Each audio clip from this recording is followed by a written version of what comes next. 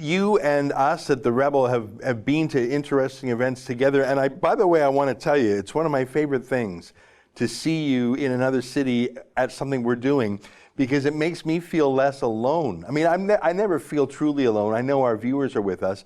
But when we saw you at that London Media Freedom event, it made me feel good that we weren't by ourselves. And you came, I think, a few times, 2 or 3 times, to London for the trials of Tommy Robinson. And our viewers know he's a colorful character who sometimes gets certain things wrong. But on the core issue of free speech, he's a canary in the coal mine, and he gets that dead right. I use the phrase, Andrew, that going to the UK to see Tommy Robinson is my own personal dystopian time machine.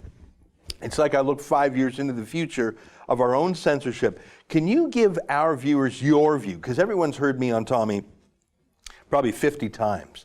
But you were there in the court in the UK watching how the law was used to silence some of the things Tommy was saying, but also, and maybe you could speak to this, how the other media there handled the whole thing.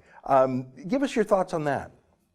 Well, the one thing I will say, and this is not an I told you so by any stretch, I was a lot less optimistic than you seem to be throughout that hearing, the one in which he was ultimately found to have committed contempt. And not because I thought that the prosecutor was making stellar cases, but just because I saw the way the institution had been applied against him. And I think you were looking too much at the facts of the case, which is dangerous in British courts, I've learned. You can't focus too much on the facts.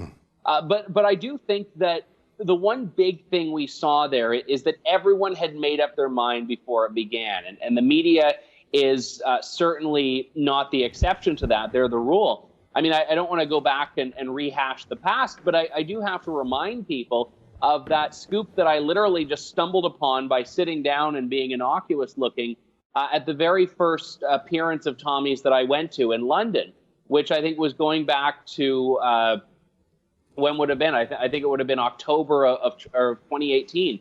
And that was when the reporters sitting beside me and behind me were talking about, oh, we know he's guilty. Let's change the crowd size number because I don't like the one that the police gave us. And yeah, he did it. I mean, and they're just terrible people. And I can't remember if it was that visit or another one where they were saying that you need to be sent to jail for fomenting hate. I mix it all up. But this is the type of stuff we were hearing from the media. And then, of course, the media is getting its knickers in a knot because they're being called the enemy of the people. Well, you're maligning someone who has a great deal of support. You're maligning someone who's standing up for an issue that the mainstream media ignored. You're indicting someone in print before the judge has actually even heard the case, let alone decided on it. And then you dare to question why you don't have the complete and unfettered trust of the audience. And the profound arrogance that I saw in that trial specifically, far beyond what I've seen in Canada or in America from the media, was baffling to me. Yeah. Well, I know exactly what you mean. I was on the stage with you, and it was just such a, and I think there were like 3,000 people outside the courthouse, and so you told the story. I think the story is important for 2 ways. Number one, it shows that the media in the UK were not doing their traditional job of holding the government to account. They were holding a citizen to account on behalf of the government. And second of all, they were actually making up a story. Here, I'll let you say it in your own words as you said it that day in London. Take a look. The mainstream media did not know who I was, being the undocumented foreigner in this land. And they were speaking a little candidly. Would you like to hear what they said?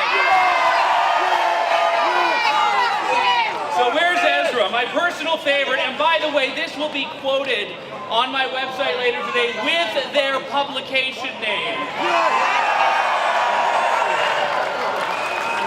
My personal favorite was about our friend Ezra Levant. Quote, he needs to be arrested.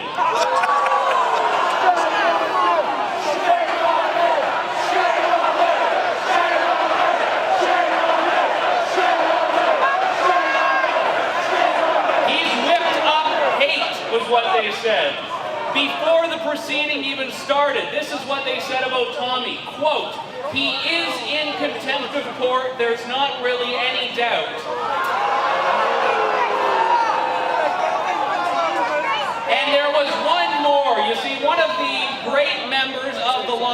enforcement, who have done a lot of great work today, said to them, at the time there were about 1,500 people.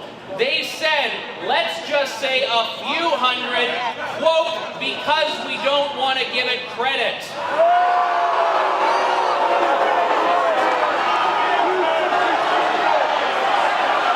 This is why I got on a plane to come here to cover the facts. That's why I'm here. Thank you.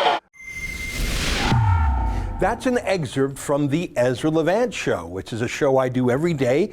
I do a monologue, interview an interesting guest, and then I read my hate mail. But you've got to subscribe to it, which you can do at premium.rebelnews.com.